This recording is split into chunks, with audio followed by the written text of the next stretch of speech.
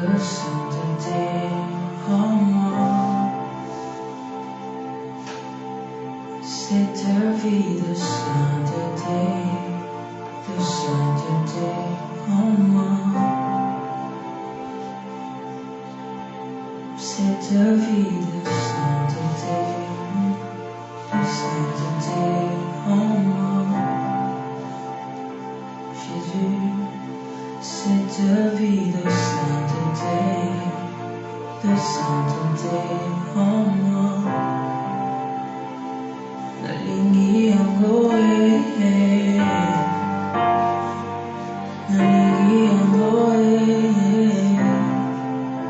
Papa nalingi angoe,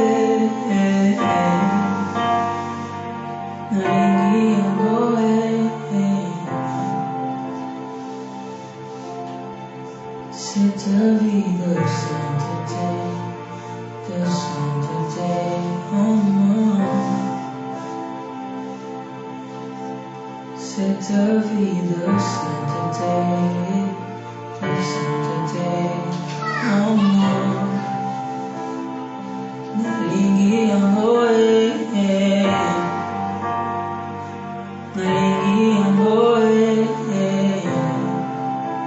Papa nalingi angoe,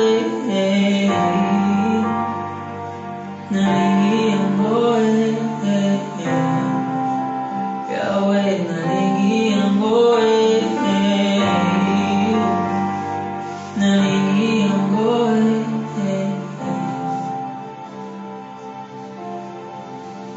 que serait mon histoire si on m'enlevait Jésus?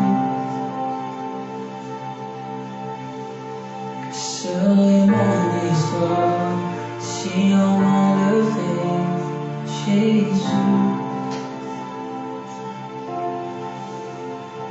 Où irais-je? Que ferais-je sans toi? Jésus, où irais-je? Que ferais-je sans toi? Que serait mon histoire si on m'enlevait Jésus? Que serait mon histoire si on m'enlevait Jésus? Naponi angoe,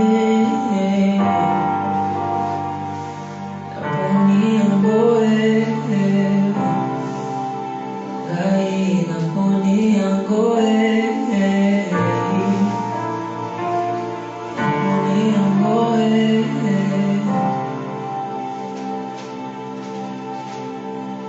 que ferais-je sans toi? Que serait mon histoire si on m'enlevait Jésus? Naïveté, que serait mon histoire si on m'enlevait Jésus? Prie que l'Esprit puisse disposer ton cœur. Sans toi, que serait mon histoire si on m'enlevait Jésus? Naponi angoe,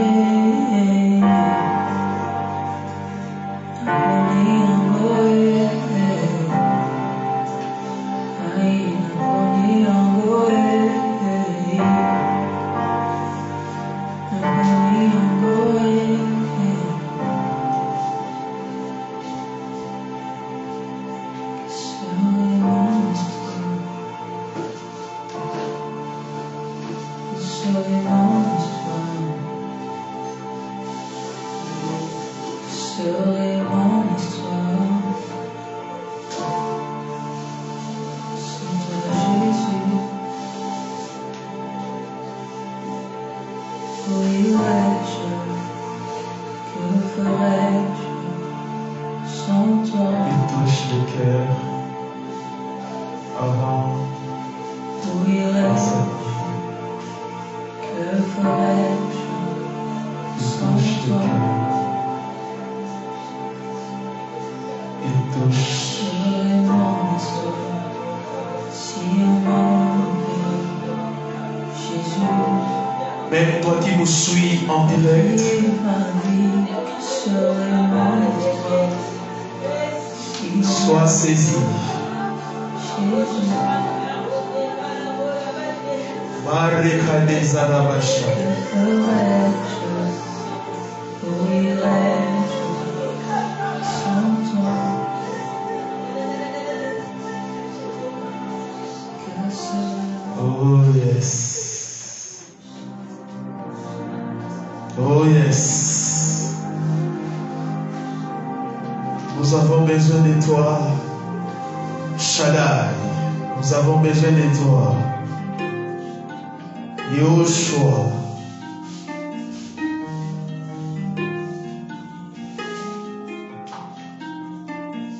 Rabasata Rabashata Rabasa. Arabadesa Rabasha. Merci de le faire. En ton nom, Seigneur, nous avons ainsi prié. Amen.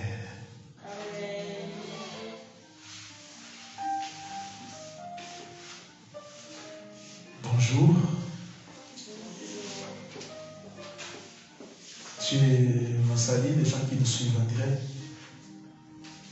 Que la grâce de notre Adonai soit multipliée. Et je salue aussi les gens qui nous suivent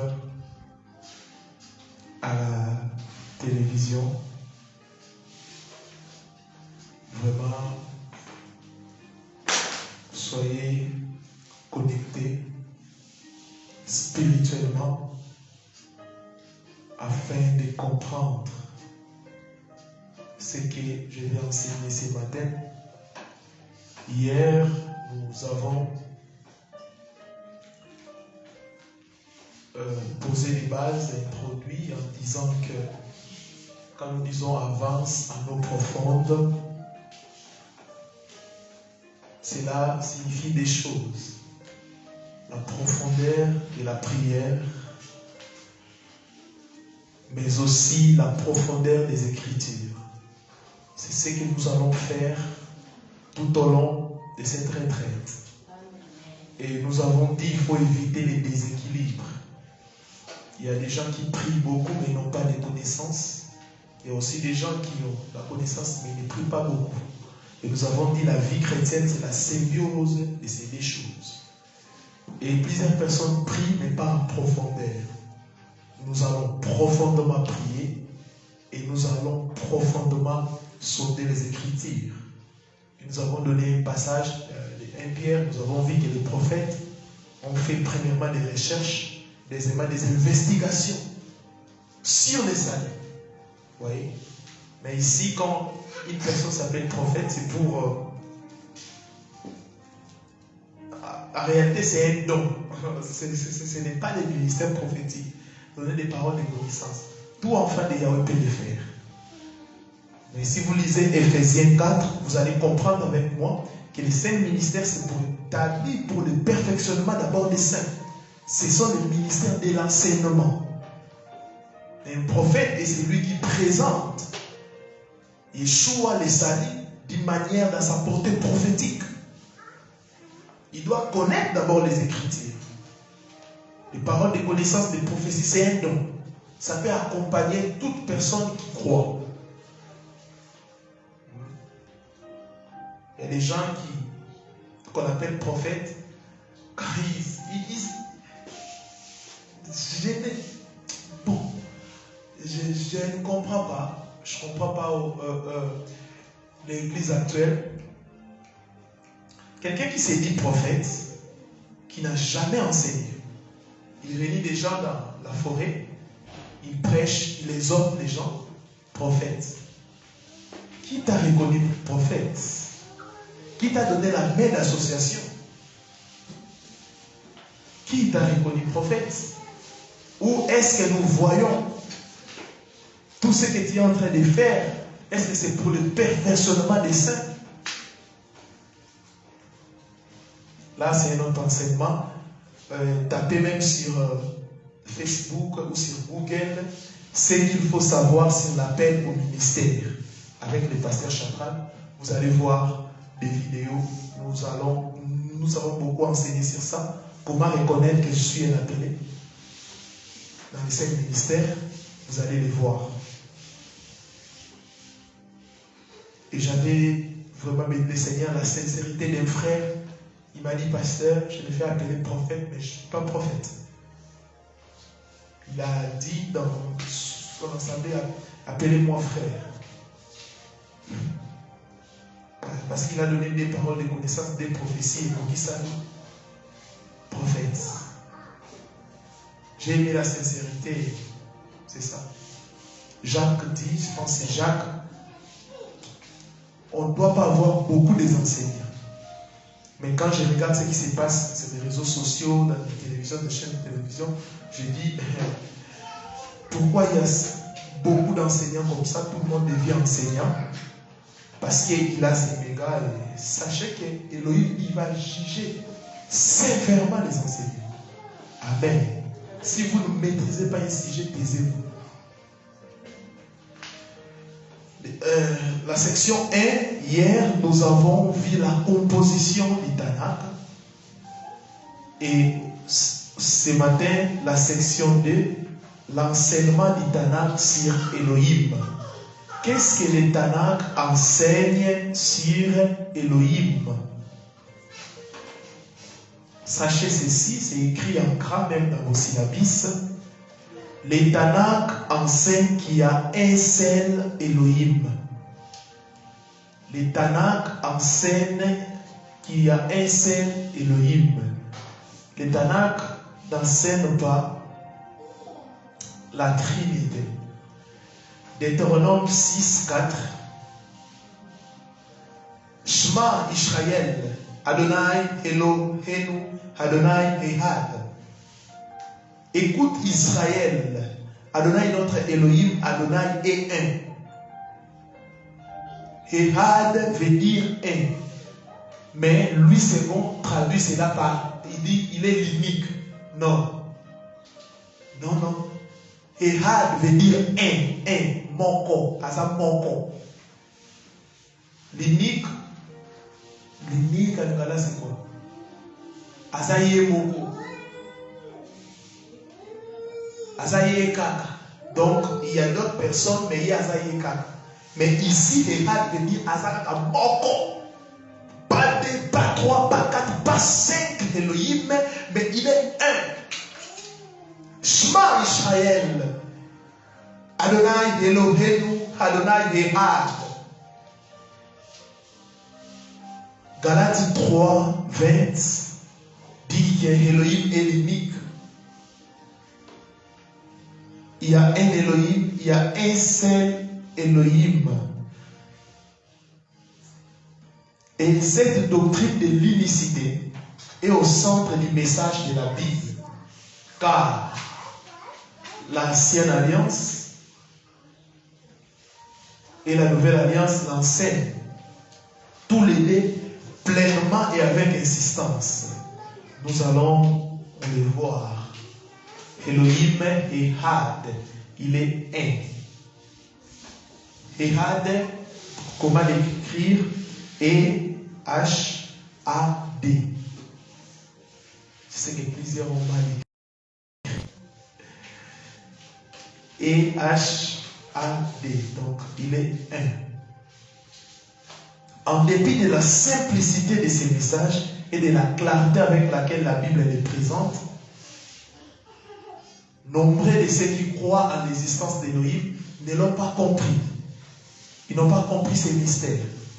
Et même à l'intérieur de la chrétienté, beaucoup de gens, y compris des théologiens, n'ont pas compris ces merveilleux messages, ces messages essentiels. Amen.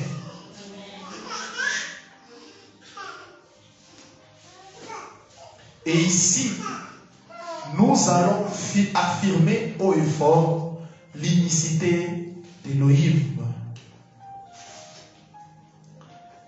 Et la croyance en un seul Elohim est appelée monothéisme. Monothéisme qui vient des deux mots grecs. Monos signifiant seul, unique ou un. Théos signifiant Elohim, signifiant des. Amen. Quand on dit que le peuple juif c'est un peuple monothéiste, donc ils croient à un seul Elohim. Monos vient du grec monos qui veut dire un, l'unique, c'est Ehad en fait. Et Théos qui signifie Dieu, Elohim. Mais comme nous sommes en train de faire une étude biblique, nous devons avoir aussi la culture biblique, la culture philosophique et théologique. Hormis le monothéisme, nous avons plusieurs courants philosophiques et théologiques sur l'existence de Dieu, d'Élohim, entre autres. Nous avons l'athéisme, les athées.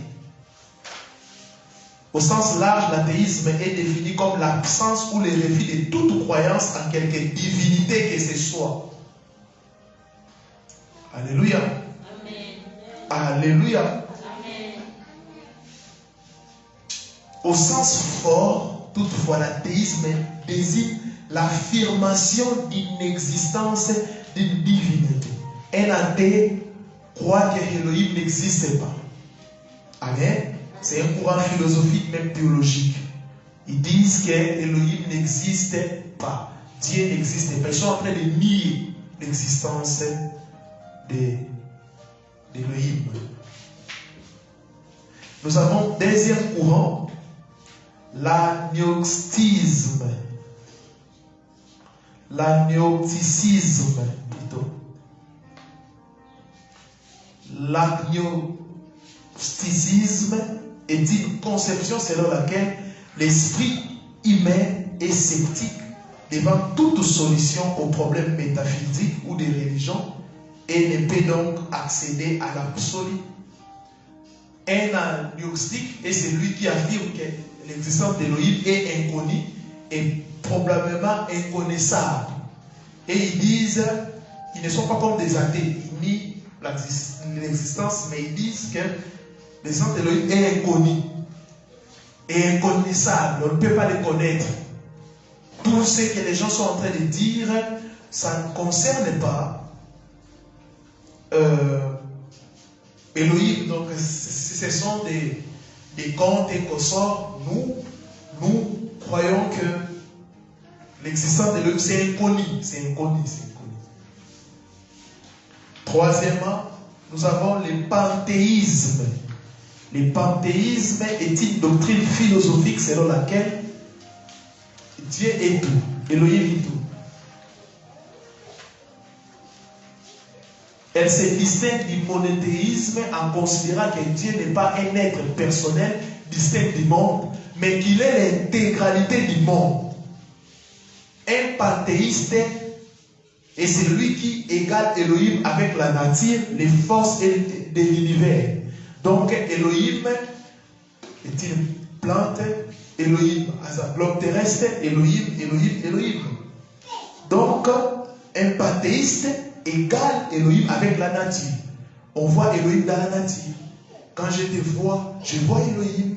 Quand je vois les fleurs, quand je vois la nature, quand je vois la lune, quand je vois le soleil, quand je vois l'univers, c'est ça. On ne peut pas dissocier, dire qu'il y a Elohim et il y a l'univers, il y a la nature. Non, il est même la nature. Là, c'est le panthéisme. Et qui a dit Amen? Bon, je comprends que tu es panthéiste. Mais pourquoi tu as dit Amen à cette doctrine?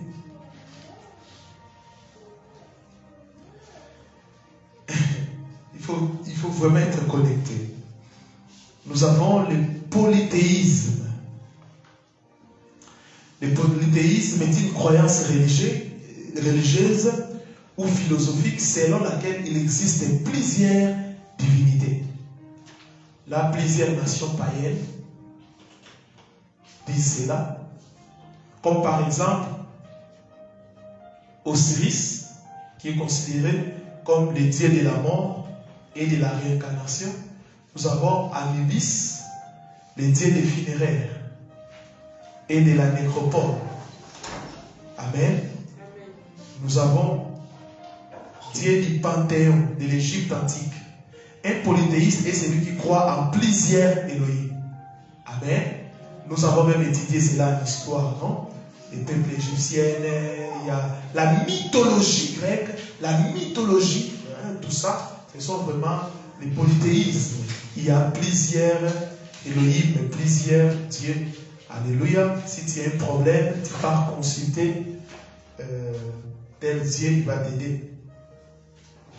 Et c'est ce que plusieurs religions ont remplacé par ce qu'on appelle entre guillemets saints. Ou si tu as perdu quelque chose, tu cherches tel saint, tout ça. C'est vraiment puisé ici par cette fausse doctrine. Prie tel saint, donc c'est ça. Nous avons 5, les dithéismes. Le dithéisme est un système religieux et philosophique dans lequel on reconnaît 2 principes premiers. Alléluia. Le principe du bien et celui du mal. Le dithéisme, la croyance en 2 Elohim, est-il aussi forme de polythéisme. Et de même pour les trithéisme, la croyance en 3 Elohim. Ici, le dithéisme, c'est 2 Elohim. Pourquoi? Ils disent ceci.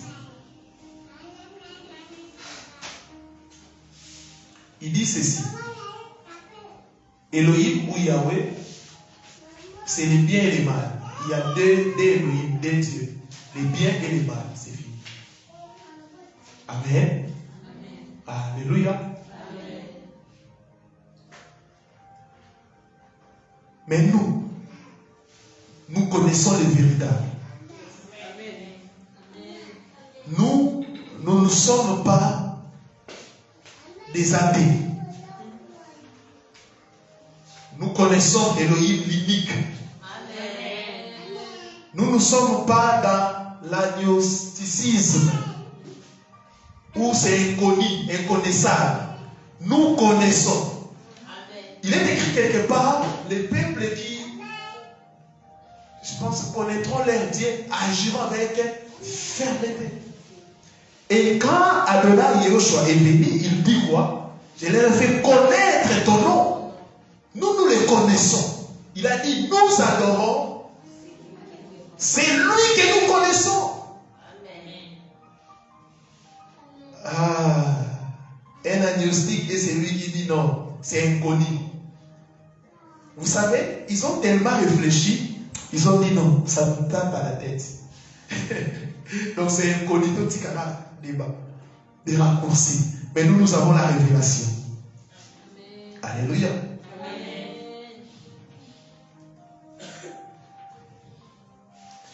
Et nous ne sommes pas des dithéismes qui croient qu'il y a un Dieu qu'on appelle les biens, un Dieu qu'on appelle les mal. Non, nous croyons que Elohim est là, mais c'est lui qui a mis des chemins, les biens et les mal, c'est à nous de choisir. Alléluia. Oui. Les biens et les mal ne sont pas des dieux, mais ils sont des voies d'Elohim. Il dit dans Deutéronome, je mets des chemins. Alléluia. Et ce sont des chemins. L'expression classique de la doctrine d'un seul Elohim se trouve dans Deutéronome 6.4. Vous savez, si vous partez en Israël, Deutéronome 6.4, c'est vraiment la clé. Les gens chantent cela. Shema Israël, Adonai Elohenu, Adonai Echad. Écoute Israël, Adonai notre Elohim est le seul Yahweh. Ce verset des Écritures est devenu l'affirmation la plus distinctive et la plus importante de la foi pour les Juifs. Il s'appelle les chemins. On l'appelle les chemins. D'après les premiers mots de la phrase en hébreu, et il cite souvent en français comme suit: écoute, ô Israël, Adonai est notre Elohim, Adonai est un. C'est pour cela qu'il y a beaucoup de débats. Aujourd'hui, on va voir ça. Israël n'accepte pas le christianisme parce que le christianisme dit qu'il y a 3 dieux ou 3 personnes distinctes. On va arriver là. Amen.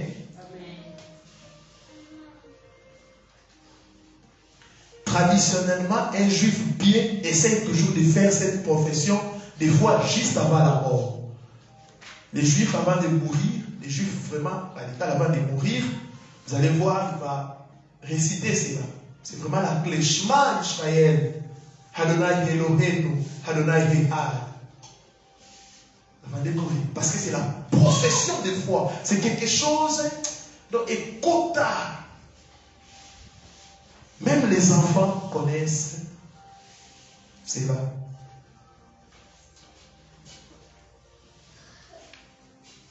L'unique. Et on voit même dans Deutéronome 6, 4 à 5, tu aimeras Adonai ton Elohim de tout ton cœur, de toute ton âme et de toute ta force.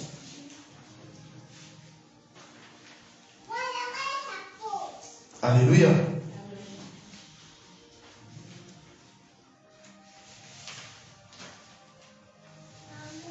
Et vous allez voir dans les syllabus l'histoire comment il y avait des types de boîtes où se trouvaient des versets, des écritures écrits à la main, à l'encre noire, par un homme juste qui a observé certains rites de la purification. Vous allez voir comment les passages là, les Deutéronomes, les Juifs insistent sur ça. Alléluia. Amen. Alléluia. Amen.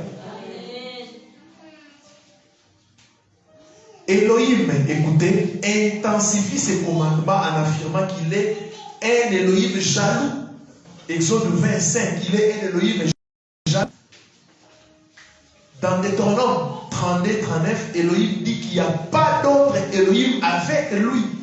Il n'y a pas de semblable à Adonai et il n'y a point d'autre Elohim à côté de lui. 2 Samuel 7, 22, 1 Chronique 17, 20. Lui seul est Elohim. Psaume 86, le verset 10. Voici maintenant les déclarations insistantes d'Elohim à Esaïe. Écoutez. Avant moi, il n'a pas été formé d'Elohim. Et après moi, il n'y en aura point. C'est moi qui suis Adonai, et hors de moi, il n'y a point de sauveur. Esaïe 43, 10 à 11. En dehors de moi, il n'y a pas de sauveur. Je suis le sauveur. Et maintenant, quand vous dites qu'il y a 3 personnes qui sont vraiment totalement séparées, le père n'est pas le fils n'est pas le père, mais c'est comment? Or, le père lui-même, Yahweh déclare qu'en dehors de lui, il n'y a pas de sauveur. Alléluia. Donc, lui-même, c'est lui-même qui s'est manifesté. Oh, Shema Israël, Adonai Eloheinu, Adonai Echad. Il dit, Esaïe 44, verset 6, je suis le premier et je suis le dernier. En dehors de moi, il n'y a point d'Elohim. Vous voyez l'existence. Pourquoi? Le peuple juif, à un moment donné, il partait chez les Cananéens pour imiter le polythéisme, la croyance à plusieurs Elohim. C'est pour cela Elohim insistait dans des commandements. Il n'y a point d'autre Elohim. C'est pour cela Elohim interdisait même qu'on puisse, le peuple juif puisse se marier aux nations païennes, parce que les païens avaient plusieurs Elohim. Alléluia. Vous avez vu comme Salomon était séduit. Alléluia. Y a-t-il un autre Elohim en dehors de moi? Il n'y a pas d'autre rocher, je ne connais point. Esaïe 4, 8. Si vous lisez la parole, vous allez voir que Yehoshua Mashiach, c'est lui le rocher. Amen. Moi, Adonai, j'ai fait toutes choses saines, j'ai déployé les cieux, seul j'ai entendu j'ai étendu la terre. Ésaïe 44, verset 24. Que hors moi, il n'y a point d'Élohim. Je suis Adonai et il n'y en a point d'autre. Ésaïe 45, 6. Il n'y a point d'autre Élohim que moi. Je suis le seul. Élohim juste et qui sauve. Tournez-vous vers moi et vous serez sauvés, vous tous qui êtes aux extrémités de la terre, car je suis Élohim, il n'y en a point d'autre. Ésaïe 45, 21 à 22. Vous voyez ici, il parle même d'Isaïe. Alléluia. Là, c'est Élohim l'unique. Là, nous sommes au niveau du Tanakh, on voit la révélation. Il se révèle comme l'unique. Il se révèle comme les sauveurs à venir. Il ne dit pas que je vais vous envoyer un sauveur qui est différent de moi. Non. Alléluia. En tout cas, soyons connectés.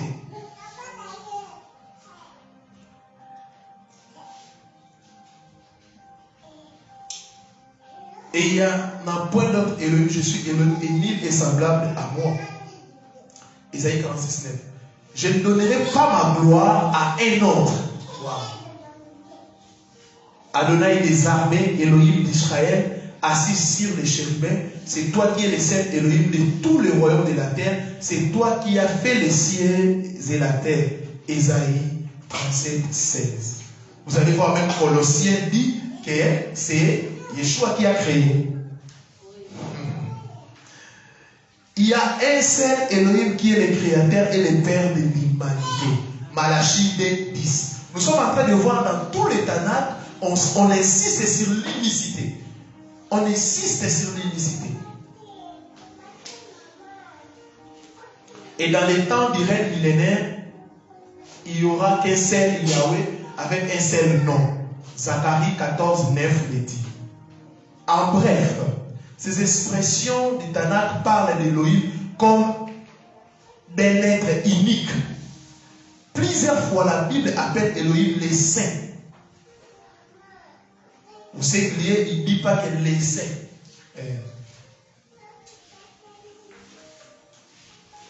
Psaume 71, verset 22, 78 à 41, vous pouvez aussi lire ça. Ésaïe 1, 4. 5 à 19, 5 à 24. Mais jamais les saints, jamais saints 2 ou les saints 3. Non. Ou les saints plusieurs. Écoutez maintenant. Une remarque fréquente de certains trinitaires sur la doctrine de l'unicité d'Élohim, du Tanakh, est qu'Élohim n'a voulu insister sur son unicité que par opposition avec les déités païennes, mais qu'il existait toujours comme une pluralité. Ils disent ceci. Quand ils insistaient sur l'unicité, c'était pour faire la différence avec les dieux païennes. Or, ce n'est pas ça.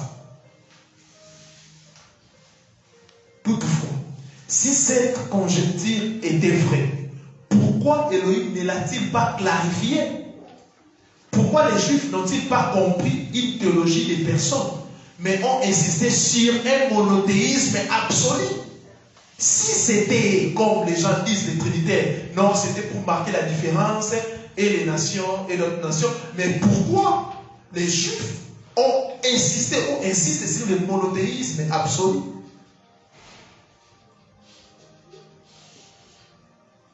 Bon, soupçonnons qu'ils voulaient vraiment exclure toute croyance à une pluralité dans la divinité. Comment aurait-il pu le faire en utilisant la terminologie des termes existants alors? Quel mot fort aurait-il utilisé pour transmettre son message à son peuple?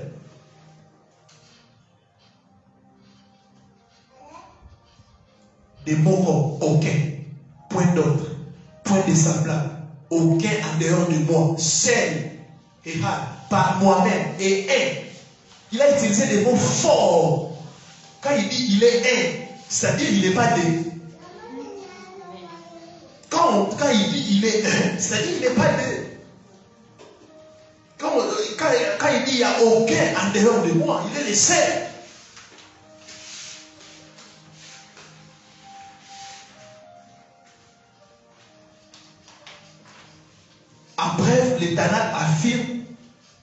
qu'Élohim est absolument un à nombre. Alléluia. Il est un à nombre. Maintenant, voyons les trois grandes religions du monde qui sont monothéistes.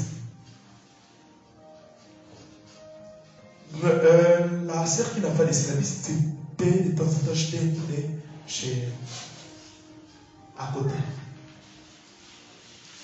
Les trois grandes religions du monde qui sont monothéistes, nous avons le judaïsme. Les juifs croient qu'il y a un seul Dieu.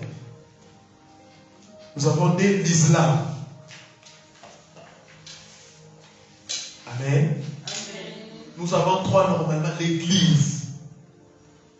Nous aussi l'église. Toutefois, dans les rangs de ceux qui se nomment eux-mêmes chrétiens, il existe plusieurs concepts divergents concernant la nature de la divinité.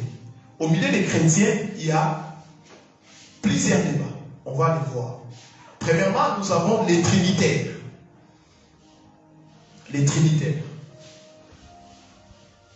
Mais les trinitaires aussi ils croient en un seul Elohim. Mais le problème se situe à quel niveau? Quand ils sont en train de dire que les pères, les fils et les Saint-Esprit sont des personnes vraiment, les pères n'est pas les fils n'est pas les Saints et vice-versa. Le trinitarisme. Un de ces concepts appelés trinitarisme affirme qu'il y a trois personnes distinctes dans la divinité. Elohim le Père, Elohim le Fils et Elohim le Saint-Esprit. Et cependant, un Elohim dans les rangs du Trinitaire, on peut distinguer deux tendances extrêmes. D'un côté, certains Trinitaires mettent l'accent sur l'unicité d'Elohim. Oui, sans avoir une compréhension développée avec minutie de la signification de trois personnes distinctes dans la divinité. De notre côté, d'autres Trinitaires mettent l'accent sur la triade de la Trinité au point qu'ils croient en trois êtres conscients et leur concept est essentiellement trithéiste. Amen. Amen. Il y a les trinitaires qui disent qu'il y a un seul Elohim. Mais le problème se situe à quel niveau? Ils disent que le Fils n'est pas le Père. Le Saint-Esprit n'est pas le Fils. Vous dites qu'ils sont un. Il ne faut pas les diviser. Mais quand il dit que Shadrach n'est pas cité, nous sommes des personnes. Alléluia. Amen. On va expliquer tout ça. Nous avons deuxièmement les binitarismes. Les binitarismes. Au milieu toujours des chrétiens, il y a plusieurs doctrines. En plus du trinitarisme, il y a la doctrine du binitarisme qui ne répertorie pas le Saint-Esprit comme une personne séparée, mais affirme la croyance en deux personnes dans la divinité. Oui, et ils disent il y a le Père et le Fils, pas le Saint-Esprit. Ils croient en deux. Il y a aussi des chrétiens comme ça, pas le Saint-Esprit. Le Saint-Esprit, c'est une puissance que les pères et les fils utilisent.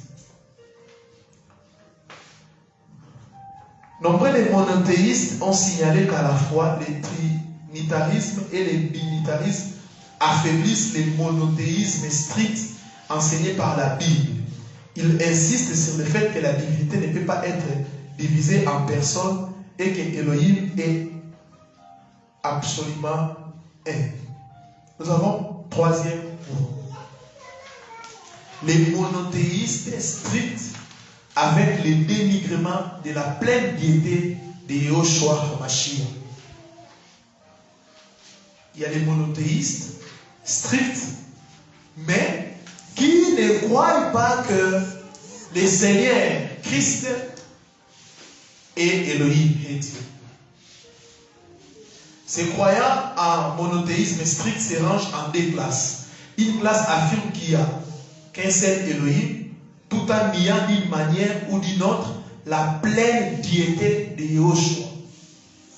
Ce concept a été représenté au début de l'histoire de l'Église par la monarchiste dynamique telle que Paul de Samsat et par les Ariens conduits par Arius.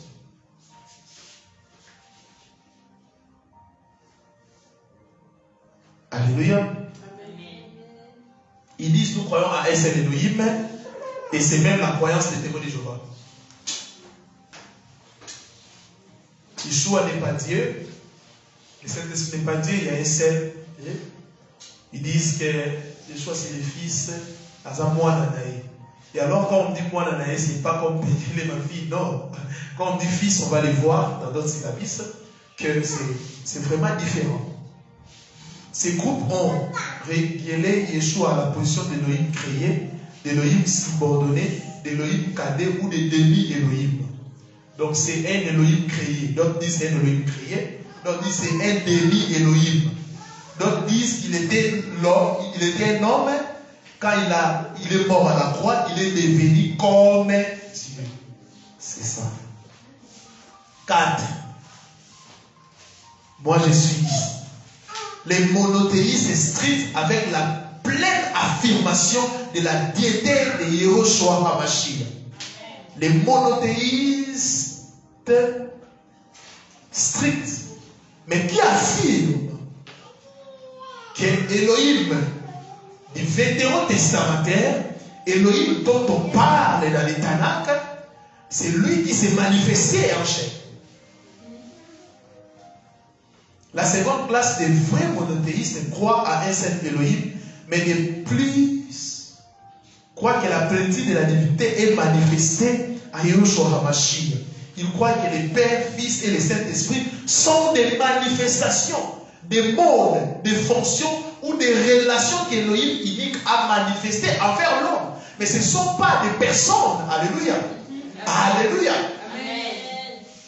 Shadrach n'est pas trois. Mais dans Shadrach, il y a corps, âme et esprit. Mais je ne suis pas trois. Alléluia. Alléluia. Amen. Je suis Shadrach ici, je suis pasteur, je suis le mari des sites, je suis professeur à l'université. Mais cela ne fait pas de moi trois Shadrach. Il ne faut pas dire que le professeur Shadrach est différent du professeur mari des sites. Non, c'est la même personne, mais je joue plusieurs fonctions. Amen. Que les écarts tombent ce matin. Amen.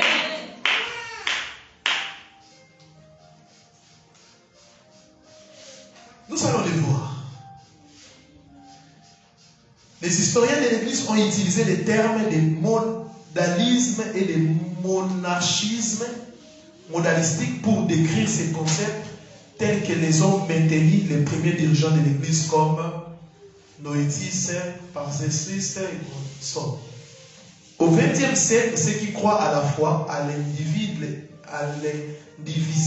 unicité d'Elohim et à la pleine déité de Yehoshua HaMashiach utilisent fréquemment les termes unicité pour décrire leur croyance. Ils utilisent aussi les termes un Elohim et nom de Yeshua comme adjectif pour se nommer eux-mêmes. Alléluia. Amen. Toutefois, écoutez, les croyants unicitaires ne nient pas le Père et le Saint-Esprit, mais au contraire voient le Père et le Saint-Esprit comme des rôles différents d'Elohim, unique qui est esprit de Yoshua. En résumé, la chrétienté a produit 4 concepts de base concernant la divinité.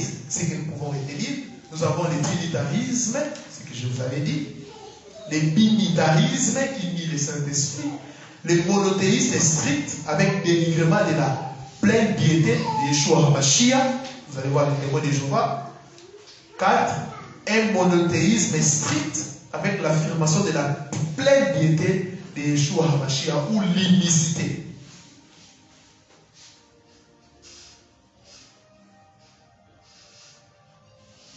Alléluia. Amen.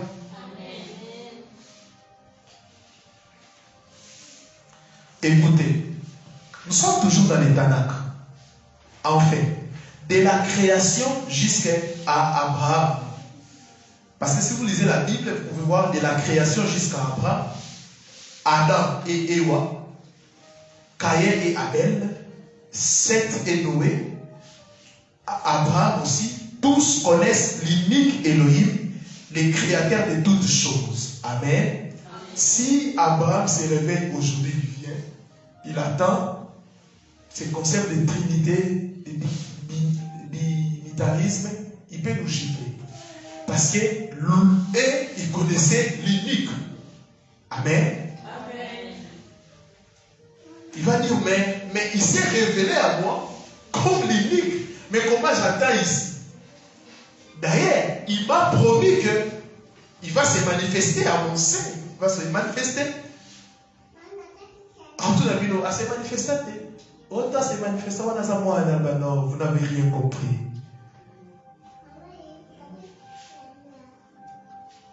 Amen.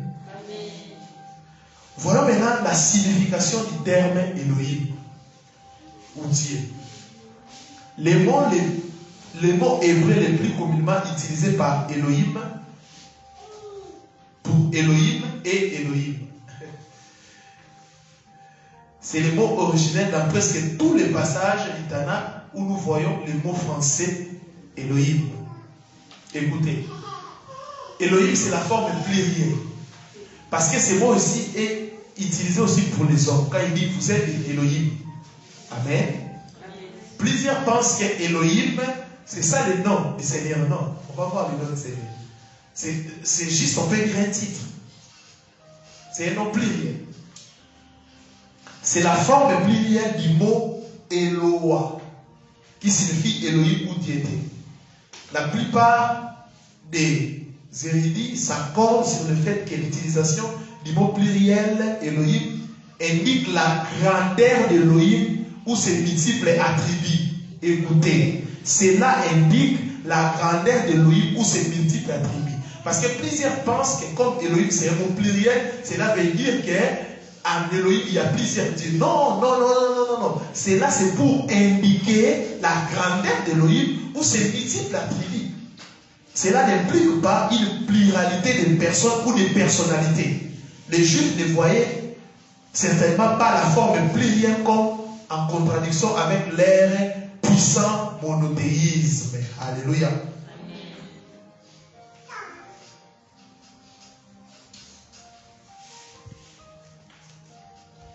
Les Hébreux mettent les noms au pluriel pour exprimer la grandeur ou la majesté. Retenez cela. Les Hébreux mettent les noms au pluriel pour exprimer la grandeur ou la majesté. La Bible elle-même révèle que la seule manière de comprendre la forme plurielle d'Élohim, c'est qu'elle exprime la majesté d'Élohim et non pas une pluralité dans la divinité.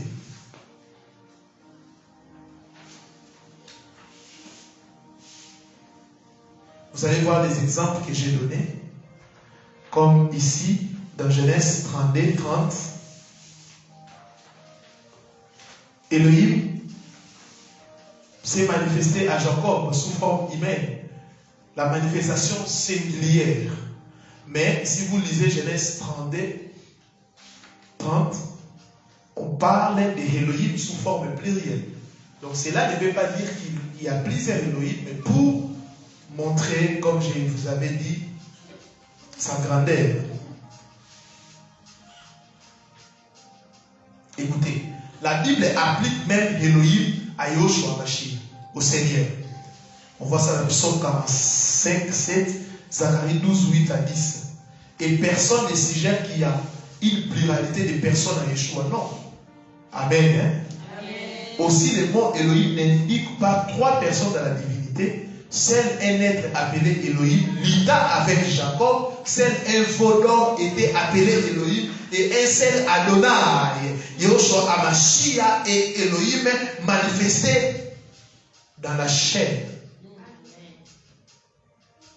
Alors, pourquoi Genèse 1 et 3 n'a pas utilisé les singuliers d'Elohim tels que Eloah, El et Ela? Écoutez. Nous allons maintenant catégoriser. Nous avons dit depuis la création jusqu'à Abraham. Mais nous prenons maintenant de l'appel d'Abraham jusqu'à la naissance d'Isaac et de Jacob. Abraham, Isaac et Jacob connaissent l'unique Elohim, le créateur de toutes choses, sous un autre nom. Écoutez.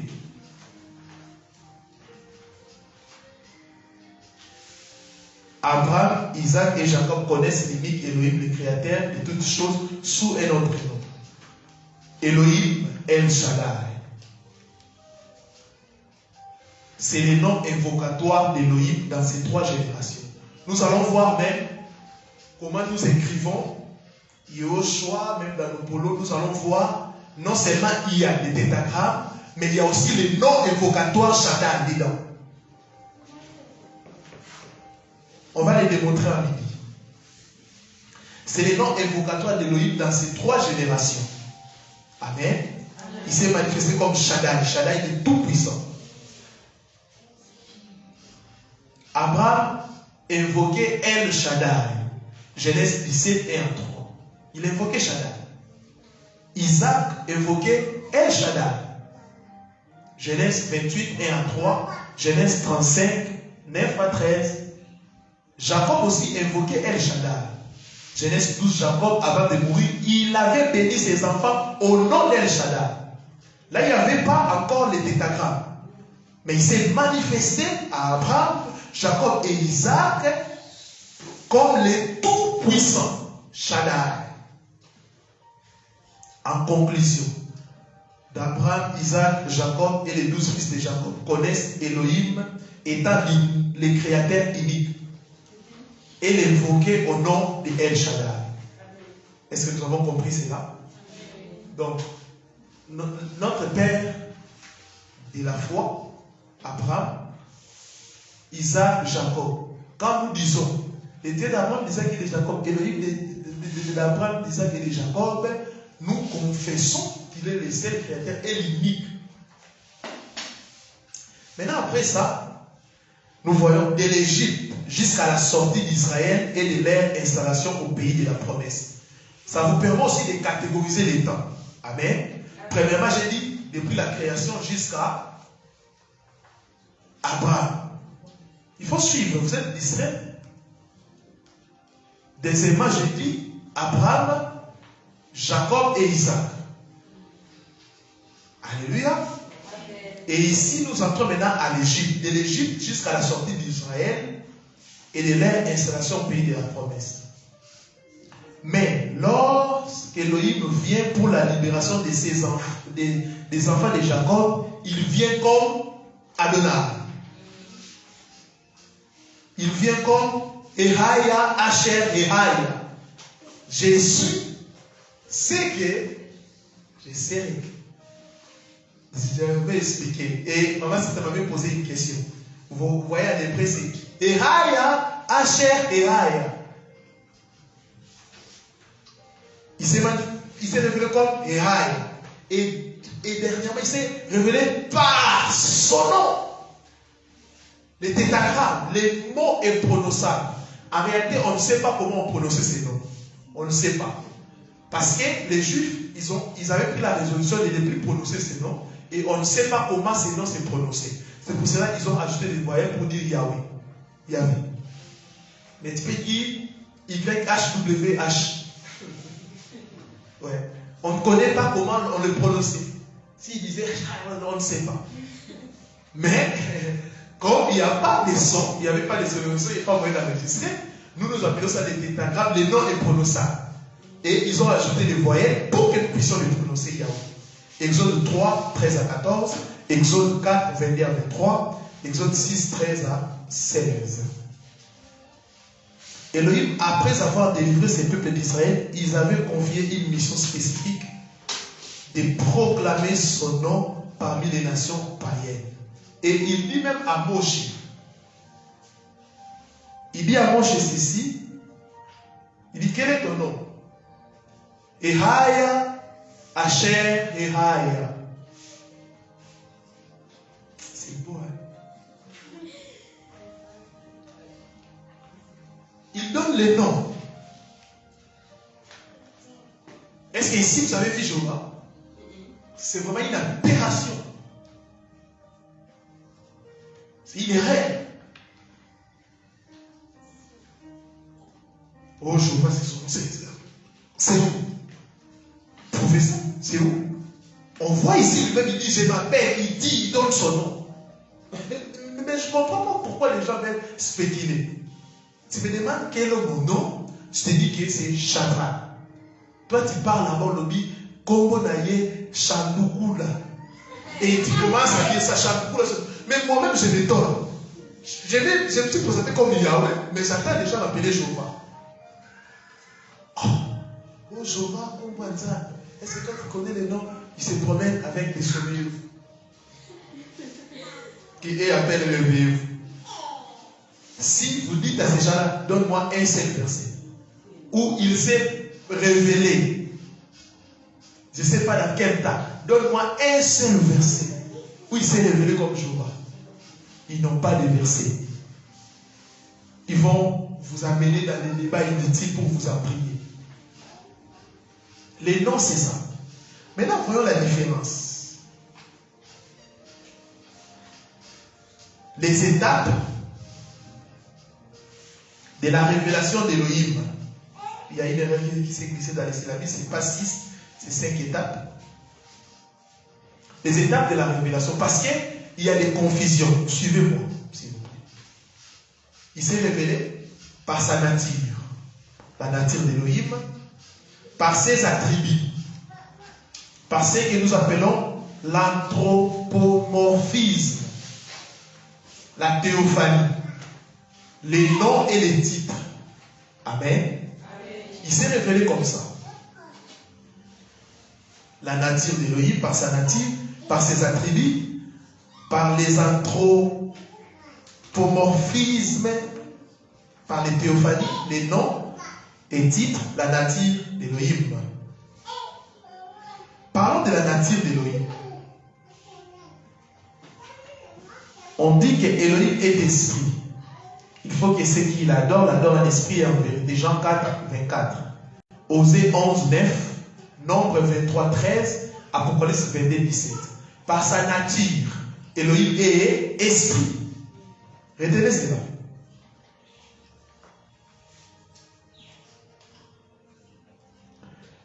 Élohim est esprit. Yoshua a proclamé cette vérité dans Jean 4, 24. La Bible la révèle constamment depuis Genèse 1. Et l'esprit d'Élohim s'est mouvé au-dessus des eaux. Les mots traduits par esprit est roi. Et il peut signifier vent, souffle, vie, colère, région du ciel ou esprit d'un être rationnel.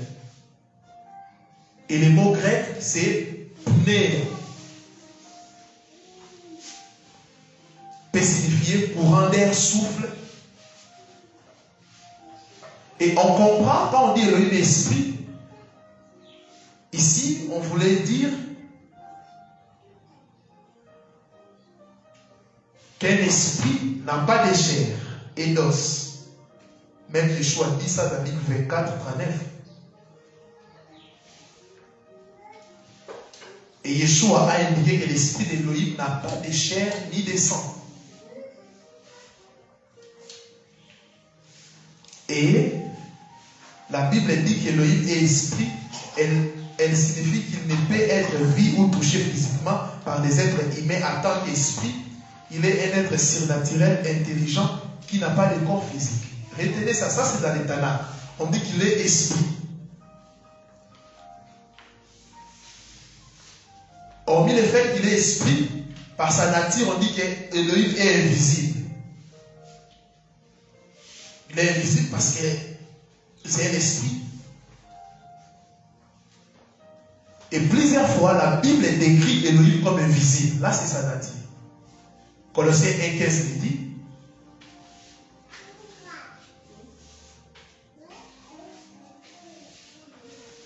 Écoutez, bien que l'homme puisse voir Élohim quand il paraît sous des formes variées, aucun homme ne peut voir directement l'esprit invisible d'Élohim. C'est pour ça qu'à l'Éternel, on disait, on ne peut pas voir Élohim. Alléluia. Parce que par sa nature, il est invisible. Même Moshe a demandé ça. Invisible. Amen. Mais nous allons voir sa manifestation très bientôt. La Bible. Deuxième par les attributs. Plusieurs distinguent, il y a les attributs non moraux et moraux d'Élohim. Les attributs non moraux, c'est-à-dire absolus, incommunicables d'Élohim. Des attributs que Elohim ne partage pas avec d'autres personnes, ne partage pas avec des humains. Amen. Amen. Est-ce que vous suivez? Amen. Comme on dit que Elohim est omniprésent. Il est présent partout. Il ne partage pas avec un homme. Même des gens qui prient les anges, qui prient les saints là, ils ne sont pas omniprésents. Qui prient Marie, elle n'est pas omniprésente. Comment elle peut vous aider? Amen. Amen. Là, ce sont les attributs non moraux. Ils ne partagent pas ça. Alléluia. Amen. Parce qu'Élohim est esprit, il peut être partout au même moment. Il est le seul esprit qui soit réellement omniprésent. Car tous les autres êtres spirituels tels que les démons, les anges et Satan lui-même peuvent être confinés dans des endroits précis. Satan peut être confiné dans des endroits précis. Quand nous disons Satan, peut-être il n'écoute pas, il a des démons partout pour qu'on puisse lui donner les informations. Il n'est pas omniprésent. Alléluia. Il n'est pas omniprésent. Il n'est pas omniprésent. Aucun homme est omniprésent. Aucun esprit est omniprésent. Même les anges ne sont pas omniprésents. Tu ne peux pas prier un ange parce qu'il n'est pas omniprésent. Tu ne peux pas prier un ange parce qu'il n'est pas omniprésent. Tu dis Michael, viens ici, il est livré là-bas. Il est livré là-bas. C'est le seul Elohim qui est omniprésent, présent partout. On l'évoque ici, il se manifeste. On l'évoque là-bas, il se manifeste. Mais quand tu évoques Marie ici, Marie est jamais. Quand tu évoques un ange ici, peut-être que Dieu l'a envoyé à Israël pour une mission, il ne t'attendra pas. Il est interdit de prier des hommes qui ne sont pas omniprésents. Il est interdit de prier des anges qui ne sont pas omniprésents. Priez celui qui est omniprésent. Priez.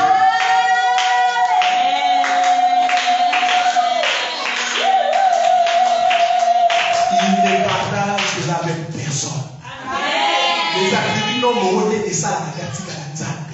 Amen.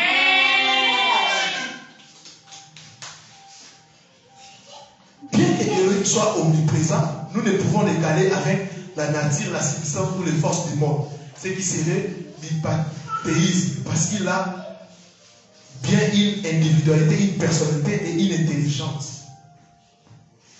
Alléluia. Elohim a déclaré son omniprésence en disant: le ciel est mon trône et la terre mon marchepied. Ésaïe 61, voire aussi Acte 7, 49. Cela veut dire que le ciel est son trône, la terre son marchepied. Il contrôle tout. Il est partout. Alléluia. Quand il dit le ciel est mon trône, c'est-à-dire je contrôle le ciel.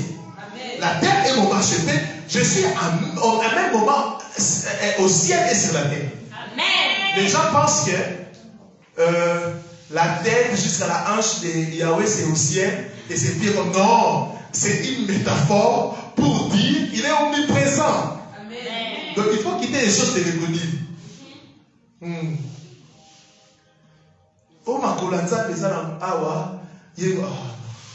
Mais pour montrer aussi son omniprésence, malgré qu'il a dit ça, mais il habite encore à nous. Mais Siko, Mutuna li boumeza na longa makolo a si qu'on partit des femmes de la vie estomac il est omniprésent. Amen. Alléluia. Paul a prêché qu'Adonai n'est pas loin de chacun de nous car en lui nous avons la vie, les mouvements et l'être. Amen.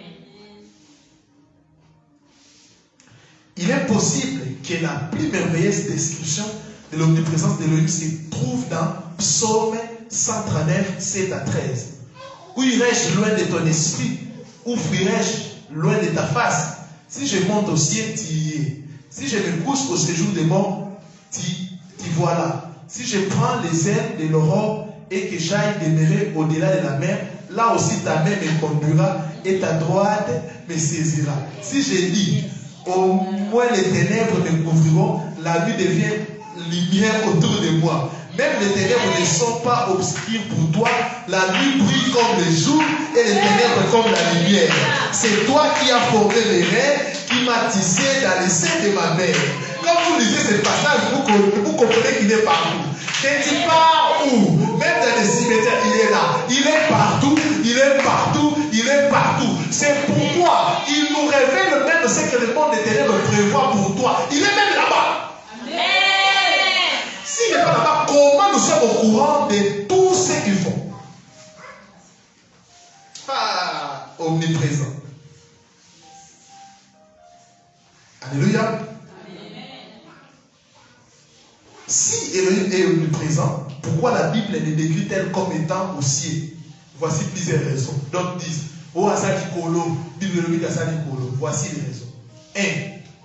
Quand on dit qu'il est au ciel, cela enseigne qu'Elohim est transcendant.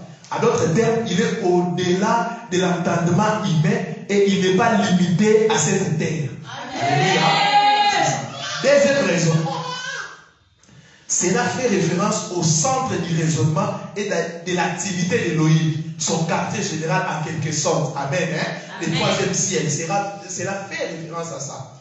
3. Cela se réfère à la présence immédiate d'Elohim, c'est-à-dire la plénitude de la gloire et du pouvoir d'Elohim, qu'aucun mortel ne peut voir et vivre. Amen. Quatrièmement, cela peut aussi faire référence à la manifestation visible d'Elohim envers les anges dans les cieux. 5.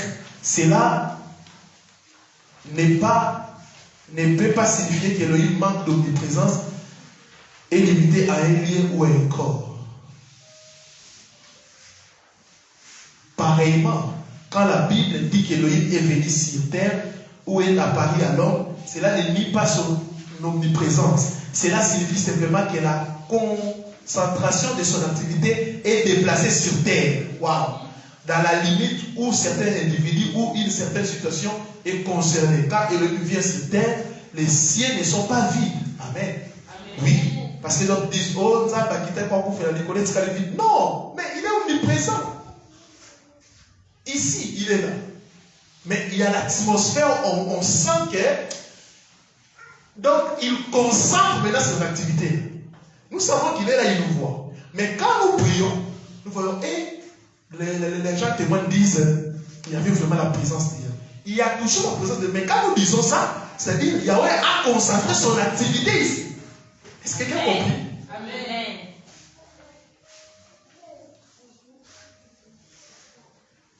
Nous sommes toujours dans les attributs non moraux. Elohim est omniscient, toute connaissance. Elohim est omniscient. Ça aussi, il le partage avec personne. Il connaît tout. Il dit, nous prophétisons en partie. Les diables ne connaissent pas tout. Et surtout les diables, c'est vraiment... Quand on était en train d'étudier, dans chaque classe, il y avait toujours un élève vraiment bourrique. Donc c'est les diables. Donc c'est vraiment les diables. Il connaît qu'on va les chasser. Mais il n'a pas la force de retenir la personne pour qu'il ne puisse pas venir à la retraite. Il sait qu'il va partir. S'il connaissait tout, il allait fuir avant. S'il connaissait tout, il n'allait pas contribuer à la mort de Yoshua. Parce qu'il savait que cette mort allait le frapper. La Bible dit, le diable entra à Judas. S'il savait, il n'allait même pas entrer. Alléluia. Amen. Psaume 139, 1 à 6 nous enseigne qu'Elohim sait toutes choses, y compris nos mouvements, nos pensées, nos chemins, nos manières, nos paroles. Job confie ça, je reconnais que tu peux tout et qu'aucune réflexion n'est inaccessible pour toi. Job 42. Elohim a la connaissance complète de tout, y compris la préscience du futur. Acte 2, 23. Comme l'omniprésence, l'omniscience est un attribut qui appartient seulement à Elohim. Il est seul Elohim. La Bible n'identifie aucun être, y compris Satan, qui puisse lire toutes les pensées de l'homme prédire le futur avec certitude ou connaître tout ce qu'il y a à connaître. C'est pour cela beaucoup de prophètes, de faux prophètes, ils donnent seulement des paroles de connaissance. Le diable connaît le passé, très bien. C'est pas parce qu'on t'a donné ton numéro de téléphone qu'il est un prophète. Hein? Amen. Le diable connaît. Amen. Le nom de ton père, le diable connaît. Mais dites prophète, je connais. Maintenant dis-moi l'avenir. Il va dire ça avec beaucoup d'incertitude. Pourquoi? Il travaille avec le diable ne connaît pas. Le diable ne peut pas lire toutes tes pensées. Amen. C'est pour cela le prophète là, avant d'entrer dans tes pensées, il pose la question. Est-ce que je peux entrer? Mais celui qui a l'esprit de Yahweh, il entre sans même la permission. Pourquoi? Yahweh donne la permission. Hier, je suis entré dans le téléphone de la sœur Grâce et Nakoti. Est-ce que tu n'as pas? C'est ça, les gens qui travaillent avec la magie. Ils mettent ton accord pour faire des choses. Mais Yahweh connaît. Elohim qui voit et il nous fait voir. 3, Elohim est omnipotent, c'est-à-dire toute puissance. Ça aussi, il ne partage pas cela.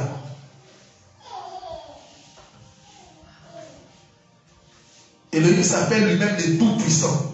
Plusieurs fois tout au long de la Bible, il a manifesté cela.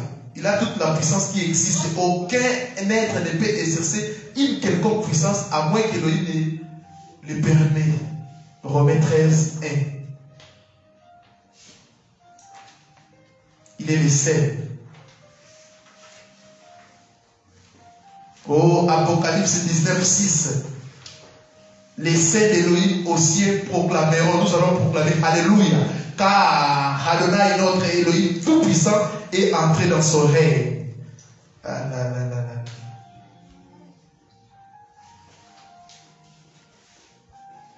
Les seules limitations qu'Elohim a sont celles qu'il place volontairement sur lui-même, ou celles qui résultent de sa nature morale. Puisqu'il est saint et sans péché, il respecte ses propres limitations morales. Oui. Il y a des choses que Elohim, dans sa parole, ne peut pas faire. Cela ne veut pas dire qu'il est incapable de les faire, mais il respecte sa parole.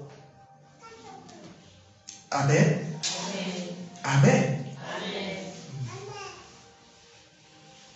Par conséquent, il est impossible à Elohim de mentir ou de contredire sa propre parole, comme le dit Tite 1, Hébreux 6, 18. Quatrième attribut qu'il ne partage pas, Elohim et Adonai. Elohim et Adonai, immortel et sans fin. Il est le premier et le dernier. Il n'a pas de commencement et n'aura pas de fin. Les autres êtres spirituels, y compris l'homme, sont mortels quand on considère les temps futurs. Mais Elohim seul est Yahweh dans le passé et dans le futur. Il est Adonai. 5.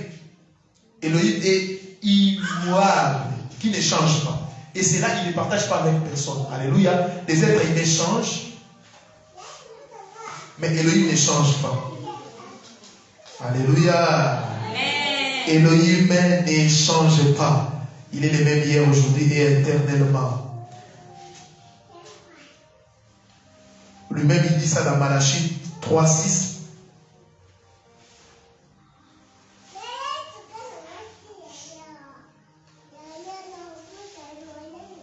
Écoutez, j'aimerais préciser une chose, c'est aussi écrit dans les syllabismes. Il est vrai qu'Elohim parfois se répand, c'est-à-dire, entre guillemets, change le cours de son action en relation avec l'homme.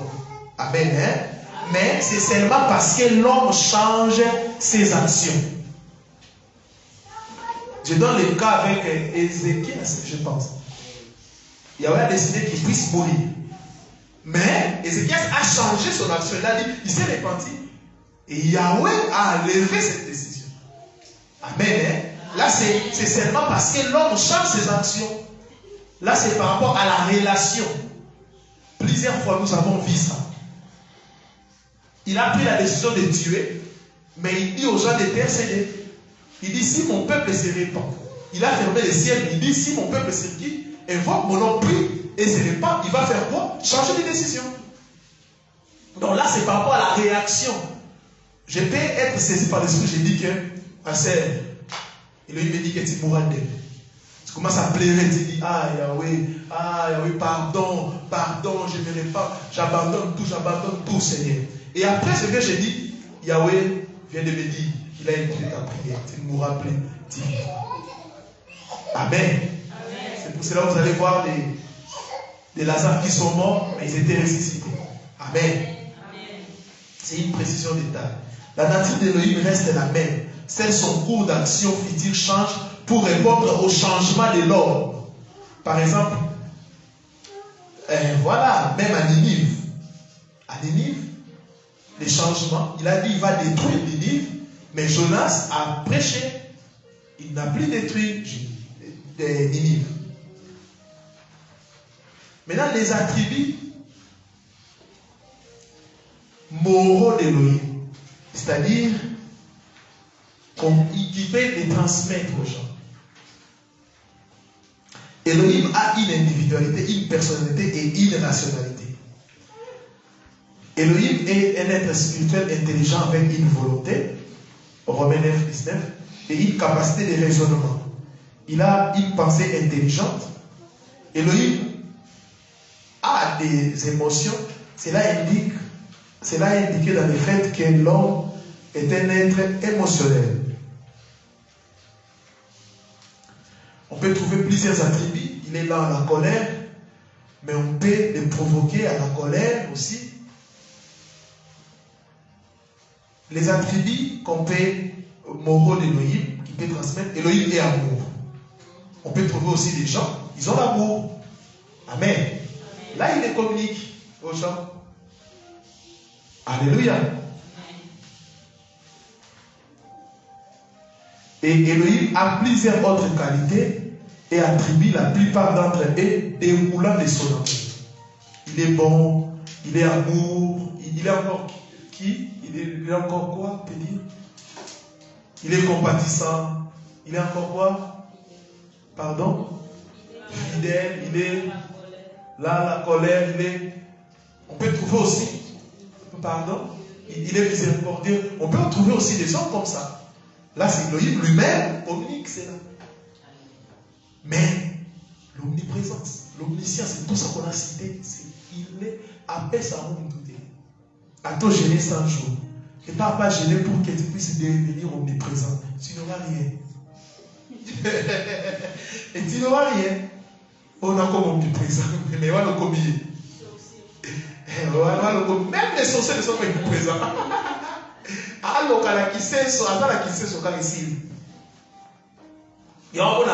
c'est ça, c'est si il va gagner la licence. Mais lui, il n'est pas vous. Bah, bon, mais écoute, un coup, mais à un coup, N'entends il y a l'Iwana, moi, il dit magnifique. Pour démontrer qu'il y a là omniprésent. Le lobo est limité parce que nous avons la condamnation. Donc il est omniprésent. J'aime ça. Comme j'ai dit, troisième manifestation,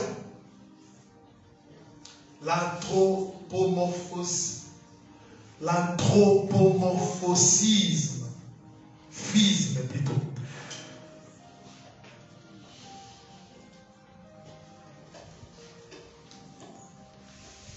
C'est l'interprétation du nom humain en termes humains pour que l'homme puisse comprendre. Nous croyons qu'il y a des références des Écritures comme dit, aux yeux, mains, bras, pieds, cœur et autres parties corporelles d'Elohim sont des exemples de langage figuratif ou d'anthropomorphisme pour se faire comprendre l'être humain. Parce qu'on dit les yeux de l'Éternel. C'est ma chose. Les mains, bras, pieds. Et plusieurs pensent que Elohim Azaï pour ma femme de roi. Sa main droite, je vois quand ça gagne beaucoup. Comme la parabole là qui dit qu'ils diront aux gens, la main gauche, main droite, mais c'est vraiment ce qu'on appelle anthropomorphisme. Ce sont des images. Amen. Hein? Et ce n'est pas qu'il y a famille, Non. Quand on dit la main droite, Yahweh, c'est la force, la toute puissance. Amen. Hein? Il faut quitter les choses de l'écodim. Amen. Parce qu'à l'écodim, on pense que, il a dit beau quoi. Il a dit beau quoi. Moi, c'est une monitrice. On dit pas Satan. Non. Ce n'est pas comme ça. En d'autres termes, la Bible décrit Elohim infini en termes humains, fini, pour que nous puissions mieux les comprendre. Par exemple, on dit les cœurs d'Elohim dénote son intellect, ses émotions, n'ont pas un organe pour pas les sang. Non. C'est la cœur d'Elohim qui les ont les. Non. Quand on dit les cœurs d'Elohim dénote son intellect, ses émotions, n'ont pas un organe. Donc même la vision, ils disent non, bon là ce n'est pas. Cela ne veut pas dire que non. C'est vraiment. Ça contient beaucoup de misère. Quand Elohim a dit que les cieux étaient son trône et que la terre était son marchepied, il décrivait son omniprésence, non pas une partie des pieds au sens littéral déployée sur le globe. D'autres pensent comme ça. Achali Kolomoko en Amérique, ici, Achali Kolomoko en Océanie. Ce qu'on dit en Afrique totale.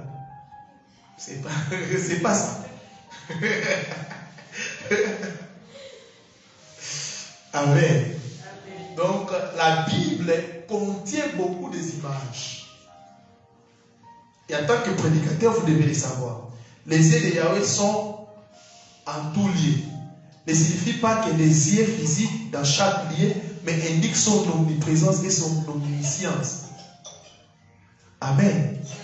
Nous, quand on était enfants, on nous disait, parce que parfois, on voulait voler des viandes dans la marmite, et des mamans nous disaient, mis son âme et mon âme.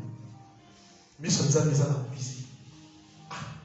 Tu veux voler le lait au salon, il te dit aussi, mis son âme et dans le salon, mais finalement, on dit, mais combien de mis? En classe, on te dit si tu triches, mis sur ça, mais finalement, on se disait, moi, je posais des questions, mais Azar a mis ce belé. Quand Yeshua chassait les démons par les doigts d'Elohim, il ne tirait pas un doigt géant des cieux, mais il exerçait la puissance d'Elohim. Parce qu'il est écrit qu'il se chassait même par les doigts d'Elohim. Vous allez voir, un prédicateur disait, Agita la doigt bamba. Mais à Bengali me libre. Comment ça, ceux qui disent beau? On attend ça. On attend ça. Parfois on rigole. Les souffles des narines d'Elohim n'étaient pas des particules littérales émises par des narines célestes géantes, mais les forts vents d'Est envoyés par Elohim pour diviser la mer Rouge. Comme dit les souffles de ces narines. À souffler, vous dites la narine. Mer Rouge, non. Amen. 4. La théophanie ou l'élophanie. L'éloïphanie plutôt. Théos veut dire Dieu. Amen. Et nous, ici, nous préférons Elohim, c'est pour cela qu'on a mis comme ça. Théophanie. Là, c'est la manifestation en forme visible d'Elohim. La manifestation en forme visible. Dans les Tanakh, au travers de l'utilisation d'Eloïphanie, Elohim s'est révélé lui-même par cette méthode et a interagi avec l'homme à son niveau de perception. Une Eloïphanie est une manifestation visible d'Elohim et nous les concevons généralement comme temporaires à nature. Comme nous l'avons vu, Elohim est invisible à l'homme. Pour se rendre lui-même visible, il se manifeste sous une forme physique. Bien que personne ne puisse voir l'esprit d'Elohim, nous pouvons voir une représentation d'Elohim. C'était des représentations. Voici ma représentation.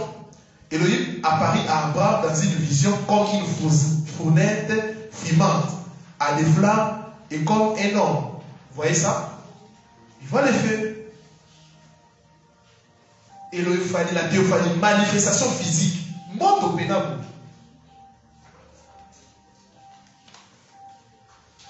Dans certains exemples, Elohim et des anges apparus sous la forme des 3 hommes et mangèrent de la nourriture procurée par Abraham. Les 2 anges partirent pour aller vers Sodome pendant qu'Elohim restait pour parler avec Abraham. Là, c'est la théophanie. Elohim apparut à Jacob dans un rêve et comme un homme. Et ils sont bâtis. Dans la dernière occasion, Jacob lita avec l'homme et déclara: j'ai vu Elohim face à face. Peniel, Penou El. J'ai vu Elohim face à face. Amen. Amen. Peniel a dit Amen. Donc, Peniel, c'est une théophanie. Elohim, la manifestation physique. La Bible décrit aussi cette apparition comme l'ange. Nous allons voir, on a encore Elohim apparu à Moshe dans une nuée de gloire. Amen. Et Elohim s'est manifesté lui-même à la vie de tout Israël à travers les tonnerres, les éclairs, une nuée, une voix de trompette, de la fumée, du feu et des tremblements de terre. Oui, les théophanies, ça continue même juste aujourd'hui quand nous prions, il y a des chants qui voient les feux comme ça. Elohim descendit sur le mont Sinaï et s'était devant Moshe, se révéla lui-même aux 70 chefs d'Israël. Amen. Amen. La suite, il faut voir les syllabes complets. Il y a aussi ce qu'on appelle l'ange de Yahweh.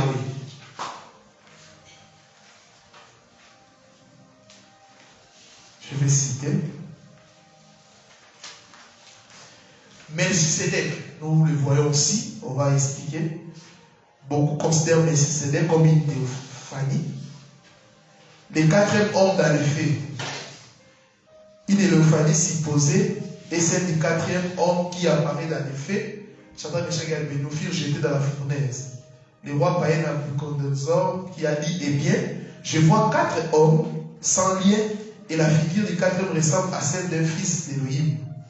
Toutefois, dans le langage originel araméen, il n'y a pas d'article défini devant fils, c'est-à-dire qu'il n'y a pas un devant fils dans ce passage.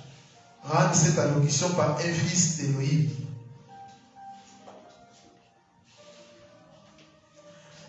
Bon, on finit par ici, on va prendre une petite pause. Y a-t-il des théophanies du Nouveau Testament ou dans la Nouvelle Alliance? Là, vous pouvez écrire dans vos notes.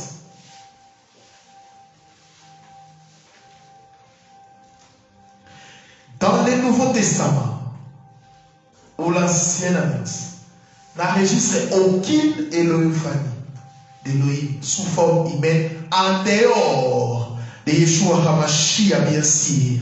Yeshua HaMashiach étant plus qu'une élophanie, il n'était pas simplement Elohim apparaissant sous la forme des noms, mais il est Elohim, vêtu d'un corps humain, d'une nature humaine réelle.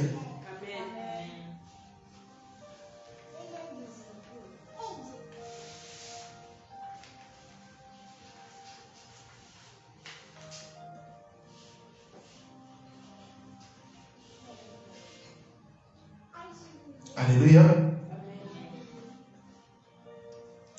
Dans l'Ancien Testament ou le Tanakh, il a choisi de se révéler les 5 aspects de sa nature à l'homme au travers de l'Élophanie. Et à l'époque du Nouveau Testament, la révélation progressive d'Élohim à travers les élophanies a culminé et trouvé un parfait accomplissement en Mashiach. 5e, j'ai dit, il s'est révélé aussi par quoi? Les noms et les titres.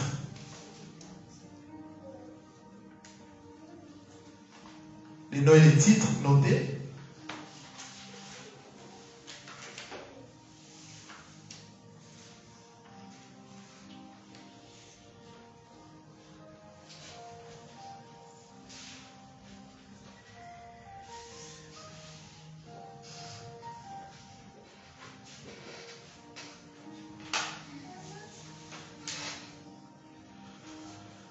devez aussi imprimer ça vraiment.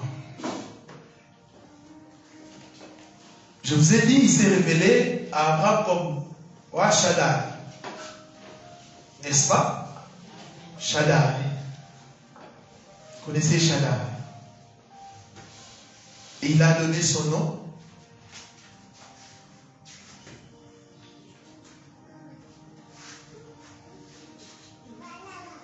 Yahweh. Pour les titres, il a plusieurs titres. Même Elohim, Adonai, c'est un titre, c'est pas son nom. J'attends déjà dire Adonai, son nom. C'est pas son nom. Pasteur n'est pas ton nom. C'est un titre. Amen. Même Yah, même Elohim. Tout ça, ce sont des titres. Yahweh ou YHWH, les noms imprononçables, et les noms rédempteurs des Elohim dans l'Ancien Testament. Et l'unique nom par lequel le seul vrai Elohim se distingue lui-même dans les Tanakh. C'est le seul nom.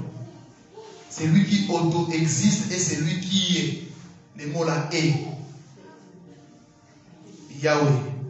Ce concept apparaît aussi dans les expressions je suis, c'est lui qui suit. Et Haya, quoi? Hachem. Ah, bravo. Je suis, c'est lui qui suit. Et je suis.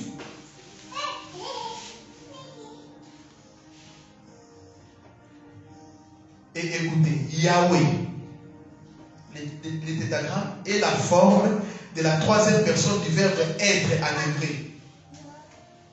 Donc quand on dit Yahweh, c'est-à-dire il est. Je pense qu'à un moment, c'était en train de comprendre que même dans les noms là, les tétragrammes, il y a la phrase là se retrouve dedans. Donc il n'y a pas de contradiction, c'est ça même son nom.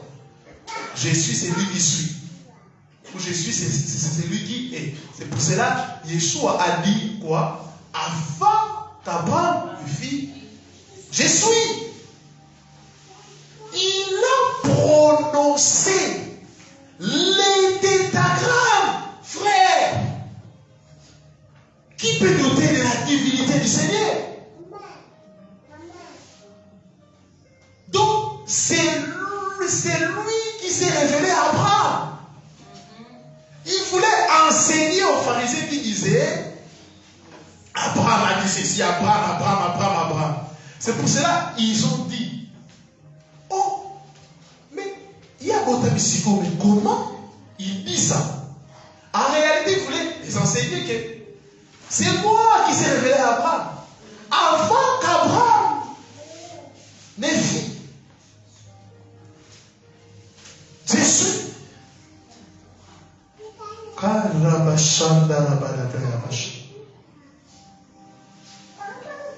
Avant qu'Abraham ne fît, je suis. En d'autres termes, avant qu'Abraham ne fît, Yahweh.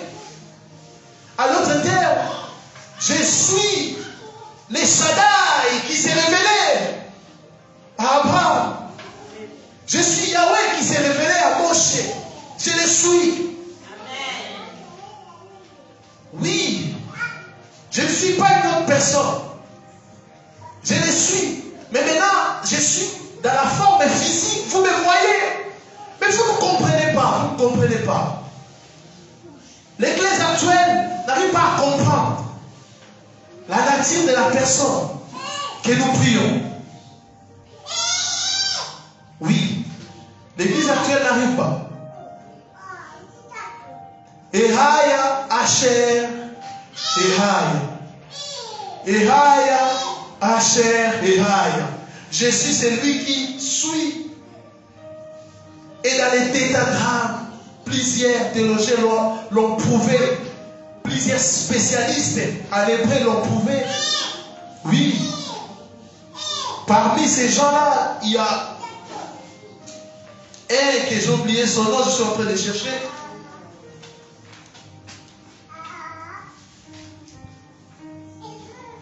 Flandès et Cresson. Les gens, des professeurs, des docteurs qui ont maîtrisé l'hébreu, ils ont dit aussi que Yahweh est la forme de la troisième personne du verbe être en hébreu. Il est. Ehada, Asher,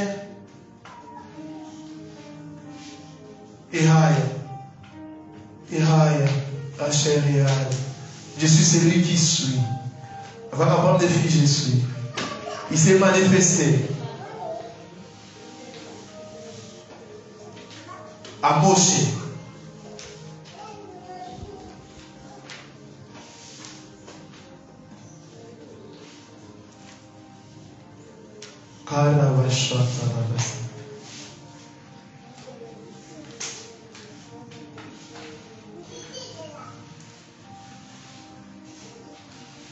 Les Juifs ne prononçaient pas ces noms, mais ils n'ont pas compris. Le Seigneur, quand il disait de ne pas prononcer ce nom en vain, il voulait dire qu'il faut avoir de la révérence et non arrêter de prononcer ce nom.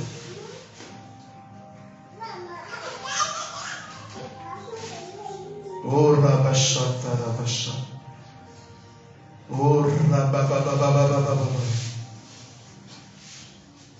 Rabashanda Rabasanta Rabasha.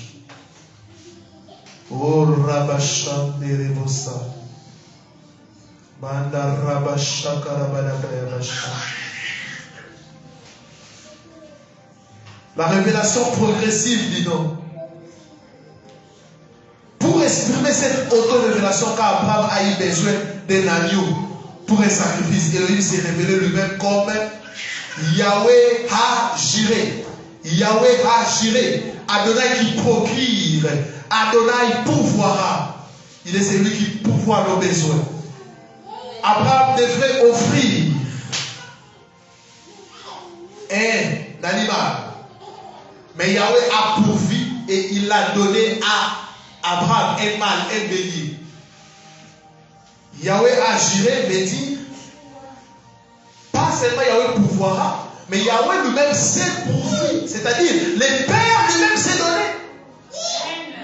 Il n'a pas présenté un fils ou un agneau, mais un bélier. Le bélier, c'est un mâle. Le mâle représente le Père. À la croix, c'est le Père qui s'est donné. Il peut imaginer à la croix, Elohim s'est donné. Quand Israël a eu besoin d'une délivrance, Elohim s'est révélé que son nom, Yahweh, avait précédemment une signification inconnue en rapport avec la délivrance et le salut. Oui, quand il a envoyé Moshe, il s'est révélé comme Yahweh. Oui, c'était pour la délivrance. Aujourd'hui, dans les noms que nous écrivons, Yeshua HaMashiach, il y a les tétagrammes. C'est-à-dire, la délivrance d'Israël, c'était une préfiguration de la délivrance totale que nous avons en Christ. Quand Israël a eu besoin de protection contre la maladie et l'épidémie, Elohim s'est révélé lui-même comme Yahweh Ha-Rapha, Adonai qui guérit. Adonai qui guérit. Oh, il a guéri. Mais nous voyons sa manifestation avec Yeshua. La Bible dit, il allait de lieux en lieux. Il guérissait les malades. Est-ce que vous comprenez ça? Nous voyons sa manifestation dans les Tanakh, mais aussi dans la Nouvelle Alliance, nous voyons Yeshua manifester. C'est là. Quand Israël a eu besoin de victoire sur ses ennemis, Elohim s'est révélé lui-même comme Yahweh Ha-Nissi, Adonai notre étendard. Ils ont besoin de la victoire. Quand ils ont besoin de la victoire.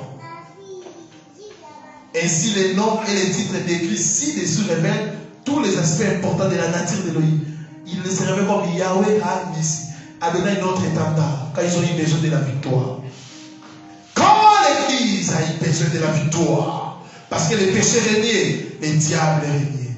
Mais la Bible dit, ils ont vaincu à cause de quoi? À cause du sang que Yeshua a fait couler à la croix.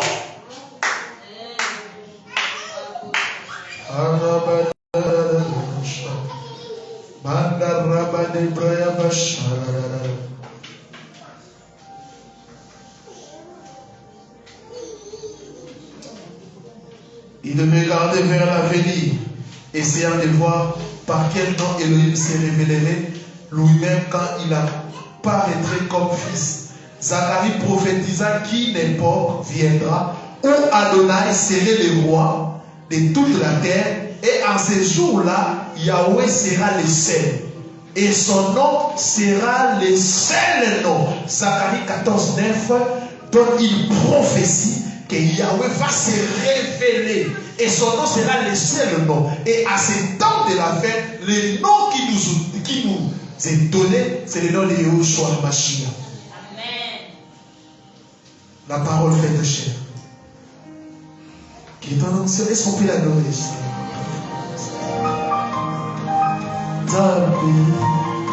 Adorons le Seigneur.